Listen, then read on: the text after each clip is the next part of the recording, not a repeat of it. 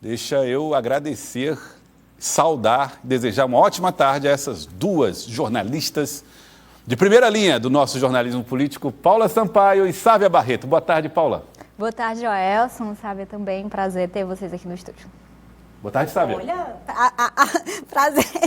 Que bom que você nos recebeu aqui no estúdio. Prazer ter você. Foi ótimo. Prazer maravilhoso. A felicidade de Recebeu o Joelson. estarmos juntos aqui no estúdio. Mas é muito bom mesmo. Muito bom ter vocês aqui. Muito bom a gente falar sobre política. Aliás, deixa eu começar falando a respeito dessa agenda do governador Rafael Fonteles, que aconteceu agora há pouco, falando sobre energias renováveis, tecnologia empregada em energias renováveis, um evento que vai acontecer em junho. Mas no momento da fala dele, ele falou a respeito de como ele está trabalhando, ou o governo do estado tem trabalhado, para colocar o Piauí em assuntos que são de vanguarda hoje na economia mundial. Entre eles, energias renováveis, o caso, por exemplo, do hidrogênio verde, e ele fez referência, inclusive, ao encontro do G20, que vai acontecer na última semana de maio aqui no estado do Piauí, inclusive articulado pelo ministro Wellington Dias, né, o ministro do Desenvolvimento Social, Wellington Dias. É um momento realmente de sublinhar, né, Sávia, essa participação do Piauí em discussões tão relevantes em assuntos globais. É importante, acho que é uma grande bandeira do governador Rafael Fonteles, foi bandeira durante a campanha, foi uma bandeira, um discurso político, e agora na prática a gente precisa de ações que se coadunam, elas estão em consonância, dialogam com aquilo que o governo federal também vem fazendo. Então o Piauí tem o que oferecer, porque tem as riquezas naturais e agora tem os projetos também para que essas riquezas não fiquem só de uma maneira abstrata, que elas possam ser exploradas no bom sentido, no sentido de trazer desenvolvimento, emprego e retorno para a população. Muito bem. Paulo? Pois é, Joelson, o governador tem apresentado principalmente o futuro da economia do Piauí baseado na questão do hidrogênio verde. E agora essas medidas e projetos para desenvolver, inclusive capacitar também a população. Essa conferência internacional que deve acontecer nos próximos dias deve ter, para você ter noção, 45 mesas acerca dos assuntos mais diversos envolvendo essa questão das energias renováveis, que eu acredito que é uma expressão, né, algo que vai andar caminhando junto aí à questão da economia também, energia renovável e desenvolvimento da economia do Estado. Muito bem. Interessante a pauta. E aí o do G20, que vai acontecer também lá no final do mês de maio, tratando desses assuntos, sobretudo da segurança alimentar. Falando a respeito da política local, hoje a Paula Sampaio acompanhou essa agenda do prefeito Doutor Pessoa, o prefeito da cidade de Teresina, fez visita a uma escola no município, está ele cumprimentando os alunos, os servidores da educação que prestam serviço na escola. Hoje a agenda do prefeito foi nessa escola municipal, que fica onde, Paulo? Na zona leste de Teresina, Joelson. Foi uma visita ali aos alunos. Você vê até o prefeito Doutor Pessoa recebendo uma cartinha que foi feita para ele pelos estudantes e também a inauguração de uma biblioteca que tem equipamentos tecnológicos ali, que é chamada de giroteca, né, que dá uma dinamicidade maior para os alunos nesse incentivo à leitura. É um projeto que tem sido implementado em diversas escolas aqui de Teresina e a gente vê as inaugurações acontecendo agora. E ele falou com a Paula Sampaio a respeito da dificuldade ou da situação na Câmara de Vereadores, sobretudo da escolha do seu novo líder. O líder era Antônio José Lira, que deixou a Câmara de Vereadores por ser suplente, né? Os vereadores saíram dos seus cargos que ocupavam, como é o caso de Renato Bergera, secretário da CEMEL, e ao retornar, Antônio José Lira perdeu a condição de vereador titular ali na Câmara de Vereadores. Ele está sem líder, não tem liderança na Câmara de Vereadores. E ele conversou com a Paula Sampaio a respeito dessa dificuldade, desse momento na relação com os vereadores da capital. Preliminarmente já conversei com o Luiz André, conversei com o Renato BG e conversei com o Alain Brandão, mas de maneira preliminar. Nessas horas, nesses dias, nós estamos escolhendo o líder de lá. Substituir o Zé Antônio Lira, que eu estou mandando um abraço, é difícil. Um homem eloquente, um cidadão focado para a administração pública, não é defender o indefensável para o prefeito, mas uma defensoria no olhar de harmonia. Um grande cidadão, um grande articulador. foi uma perca, mas esses outros já citados são bons cidadãos, bons parlamentares, portanto, nós, daqui para a semana que vem, nós vamos escolher o líder e o vice-líder. Portanto, Paula, ainda não há um nome escolhido, mas há nomes consultados. O prefeito conversou com alguns nomes que fazem parte do seu grupo de apoio para ver quem toca a liderança na Câmara, pelo menos até o final do primeiro mandato.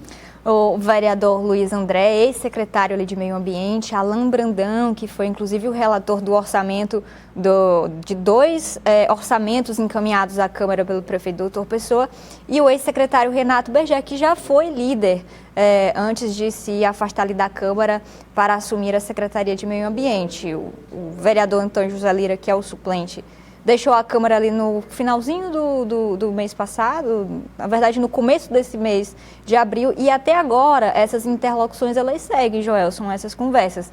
A gente tenta apurar ali com os vereadores na Câmara quem seria esse nome para assumir a liderança do prefeito, e a resposta que a gente sempre tem é o meu colega, não é eu. Sabe, nós estamos no meio de um processo onde todos esses nomes que foram citados por Doutor Pessoa vão passar por um processo eleitoral, né? São pré-candidatos a vereador em Teresina, pré-candidatos à reeleição na Câmara de Vereadores de Teresina. Portanto, as agendas são muito apertadas no ano de 2024. Isso explica toda essa dificuldade ou há mais desafios? Há mais desafios, porque assim, Joelson, ou tem muita gente querendo um cargo e aí gera uma indefinição. Aí eu vou citar, por exemplo, a situação da SAAD Leste. Ainda pairam aí algumas questões, muitos nomes sendo, e nomes que têm condições, porque foram votados na região, porque tem um trabalho prestado, ou é do partido X, Y, que tem uma representatividade. Esse é um exemplo, quando muita gente quer aquele cargo e é difícil agradar alguém sem desagradar um outro aliado que pode lhe causar um problema. Mas o outro lado da moeda também é quando nem todo mundo ou poucas pessoas querem aquela função. E a função de líder é uma função, de certa forma, ingrata, porque você articula com os colegas não ficam plenamente satisfeitos, você não tem condições de entregar tudo aquilo que eles demandam, articula com a prefeitura, com o palácio da cidade, não entrega os votos todos que você prometeu, porque nem todo mundo vai cumprir aquilo que foi acordado. E no ano de eleição, que prioritariamente você tem que buscar o quê? Ser reconduzido ao cargo. Então, a sua prioridade é outra, não vai ser defender a prefeitura, e sim defender o seu mandato, buscar a resolução dos problemas dali dos seus eleitores de maneira mais direta. Tem a questão da popularidade do prefeito, porque de certa forma também vai refletir ela sendo positiva ou negativa no líder. Pois é, veja bem, você atuar em dado momento falando publicamente em defesa da gestão que nem sempre toma medidas populares, ainda tem esse outro ponto. É você ser um pouco vidraça junto com a própria gestão, né? Ser prefeito, né, ser um chefe de executivo municipal é também tomar medidas impopulares, que são muitas vezes necessárias porque você está de olho ali realmente na transparência, no cumprimento da legislação e também em não comprometer as contas públicas. Agora, tem muitas categorias, tem muitas necessidades, tem muitos grupos de pressão e os vereadores estão ali na ponta fazendo esse diálogo com todas essas categorias. Então, existe uma contradição em si entre ser líder e ser esse líder popular, líder do prefeito e líder popular. Nesse momento, eu acho que os vereadores estão querendo ser líderes populares. Aí, líder do prefeito é outra coisa. Agora, pergunto para você, Paulo, que acompanha também todo dia a Câmara de Vereadores.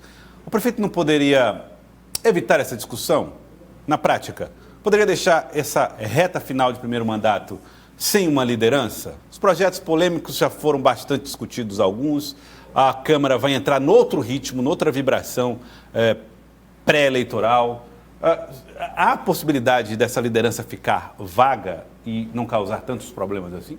Eu vejo que até pelo andamento ali dos projetos da Câmara Municipal, Joelson, essa vaga de líder ela não pode ficar vazia. O prefeito ele tem que conversar, articular ali com seus aliados, e são muitas as opções. O prefeito tem pelo menos 9 vereadores nessa base fixa dele para o cargo de líder do prefeito, até porque algumas matérias, projetos mais polêmicos, como por exemplo, reajuste, que tinham que chegar na Câmara, eles já chegaram até pela questão da legislação eleitoral, mas outras matérias de interesse da prefeitura, elas seguem chegando na Câmara, a exemplo, por exemplo, da Lei de Diretrizes Orçamentárias, que chegou ontem na Câmara Municipal, e ela precisa, de certa forma, ali também de uma articulação por parte da Prefeitura de Teresina. Logo em seguida vem o orçamento, além de vetos do prefeito a propostas ou matérias que foram apresentadas pelos próprios vereadores. Então, é um cargo que, para a continuidade da gestão do prefeito até o final do ano e uma tranquilidade da gestão, ele não pode ficar vazio. A Paula também conversou com o prefeito a respeito da relação que ele teve ao longo desse período com a Câmara de Vereadores. E ele explicou que até Lula sofreu com o parlamento. Os poderes são independentes, devo andar harmônico, mas são independentes. Eu vejo como exemplo, o presidente Lula é um ícone da história do Brasil e até mundial. Fez mais de 100 deputados federais do lado dele. E a maioria dos senadores da República. Peço desculpa a expressão, está comendo pão que o diabo amassou.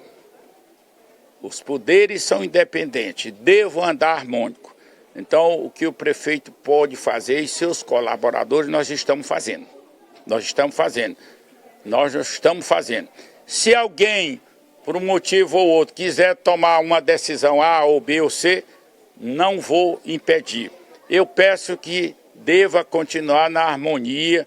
Algumas coisinhas até agora, até o momento, faz parte do parlamento, principalmente na parte legislativa, mas tentar engaiolar A ou B ou C não é o meu perfil. Meu perfil é democrático de direito. Então, está aí a resposta. Bom, o prefeito está aí terminando, né? Está na sua nos últimos meses do seu primeiro mandato, tentará a reeleição. Mas como é que você definiria, Paula, essa relação entre a gestão do Dr. Pessoa e a Câmara de Vereadores, olhando aí para esses 3 anos e alguns meses?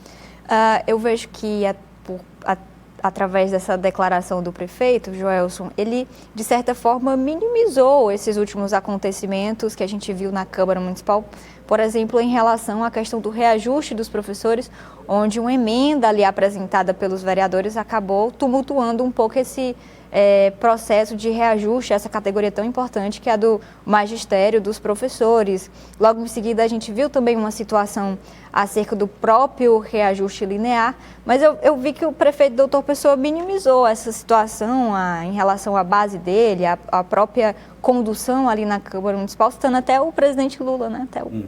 Ressaltando que até o próprio presidente também tem enfrentado dificuldades na aprovação de matérias lá no Congresso. A gente sabe que a Câmara não fez nada além do seu papel, né? Se você olhar, CPI, né? CPI do transporte público, enfim, essa relação, a possibilidade de uma aprovação de um aumento que chegava aí aos 20%. Mas a gente observa na relação entre executivo e parlamento em outras cidades, outros estados e no Brasil, que há um diálogo bem mais fácil. É como se as coisas chegassem na Câmara mais mastigadas. Como é que você define, então, essa relação que se viu até aqui com a gestão do Dr. Pessoa e a Câmara de Vereadores? Joelson, eu acho que a gente tem um cenário macro, e aí não é só o Dr. Pessoa, a Prefeitura de Teresina, a Câmara de Teresina, a gente está falando de um enfraquecimento geral do sistema político partidário, né? Os partidos, a gente tem muito partido no Brasil, partidos fragmentados, partidos que não dialogam, que não têm uma base social, que de fato não representam um segmento da sociedade. São partidos que a gente chama de partidos de aluguel, que estão ali numa conveniência, em busca de um recurso eleitoral, de fazer lobby, de fazer pressão. Isso é algo macro, né? A gente vê no Brasil como um todo. Agora, tem o micro que tem as relações entre aquele prefeito eleito naquele contexto, aquela Câmara de Vereadores. Historicamente, por exemplo, quando a gente pega as gestões anteriores, gestões do PSDB, os prefeitos, aí eu pego Firmino Filho, pego até o ex-prefeito Amano Ferrer também, o ex-prefeito Silvio Mendes, eles sempre tiveram ali uma preponderância sobre o legislativo. Tinha oposição? Tinha. Uma oposição, inclusive, ideológica, que era feita principalmente ali pelo PT, ou um rompimento circunstancial por algum interesse que não tenha sido atendido, é natural. E a oposição é importante para a democracia. Mas, nesse caso, o prefeito Doutor Pessoa, ele teve muitas dificuldades acima daquilo que era esperado. Quando ele foi eleito, muito se falava, olha, o prefeito Doutor Pessoa, ele tem uma personalidade que ele, de fato, não vai governar a cidade. E não foi isso que aconteceu. O prefeito, pelo contrário, ele tem esse perfil mais centralizador, mas na parte de articulação política em si, foram muitos articuladores ao longo do tempo e eles não conseguiram, de fato, entregar um resultado satisfatório. Tem um episódio que foi muito tradutor dessa relação, que foi quando o líder do prefeito na época, Antônio José Lira, votou a favor do projeto, na época, agora recentemente, do vereador do Partido dos Trabalhadores, Deolindo Moura, a respeito do aumento. Ele falou, se todos eles estavam votando a favor, por que eu me posicionaria contrário? Dá um pouco do traço, né, dessa dificuldade, Paulo. Foi um episódio ali do projeto de reajuste, onde a Câmara acabou elevando o percentual de 5%, que era o proposto pela Prefeitura, para mais de 20%, 20,8%. E eu vejo assim até como se o vereador Antônio José Lira estivesse lavando as mãos para aquela situação, até ali às vésperas de deixar a Câmara Municipal para disputar a eleição, e acabou votando favoravelmente. Na época, a única vereadora, inclusive entre membros da base da oposição, que se posicionou a favor ali da gestão do prefeito Doutor Pessoa, foi a vereadora Graça Amorim, e toda a base seguiu, né, essa emenda que elevou esse percentual, prejudicando, de certa forma, o que havia planejado até financeiramente a Prefeitura de Teresina. E o doutor Pessoa falou aí rapidamente também com a Paula sobre a saída de pessoas que eram aliadas a doutor e foram para outros grupos políticos. O doutor Pessoa comentou a respeito de algo que ele considera uma debandada. Vamos ver. Como é que o senhor tem visto esse desembarque de alguns ex-aliados do senhor, alguns até secretários, na pré-campanha de adversários do senhor nesse momento da eleição? Nunca foram do lado do prefeito. Foi um período de aproveitamento, nunca foram do lado do prefeito.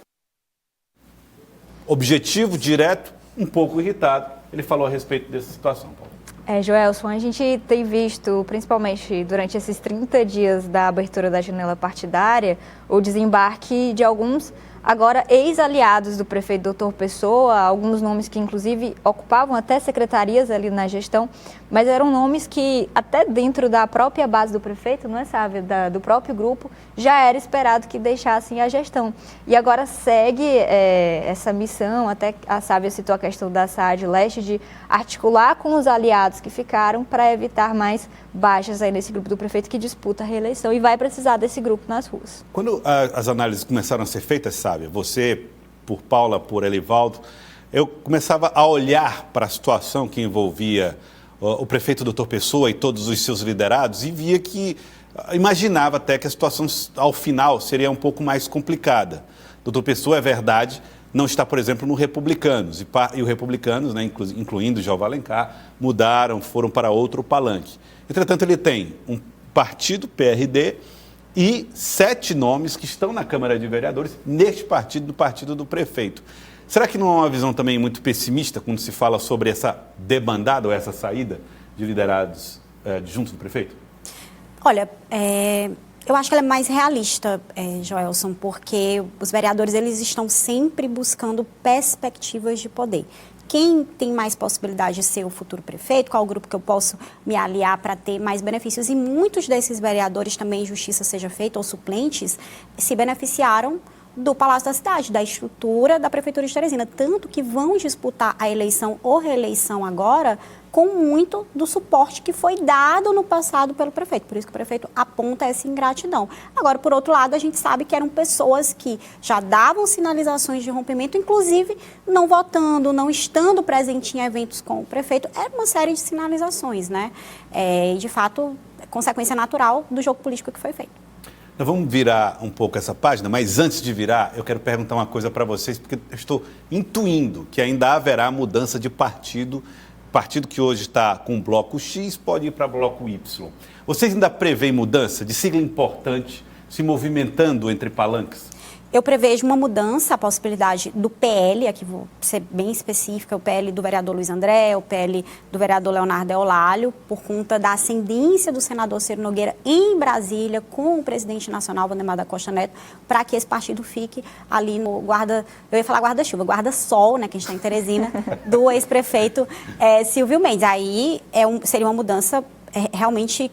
Acho que tem potencial para mexer no jogo, porque é recurso, é tempo de TV. Agora não seria agora, seria mais para o período da convenção. É algo que nos bastidores já se comenta muito, que o PL não vai ficar do lado do prefeito doutor Pessoa. Agora, outras mudanças que eu acho que podem acontecer não são mudanças formais, Joelson, mas sim mudanças informais, no sentido, tem um determinado partido, que muitos políticos comentam, que falam, olha, esse partido está rachado. Tem uma parte que está com o pré-candidato X, outra parte está com o pré-candidato Y, e mais na frente eles vão ter que se definir. Ou seja, é um partido, eles se uniram para eleger X vereadores, tem um quociente eleitoral, mas não votam todos no mesmo pré-candidato a prefeito. E isso vai ficar muito claro porque essas pessoas vão ter que fazer eventos, vão ter que pedir votos, e aí mais na frente o racha vai ficar explícito. E a gente vai saber quem vamos saber quem é X e quem é o partido. Mas é isso, daí agora eu não acredito muito que haverá essa coesão, não.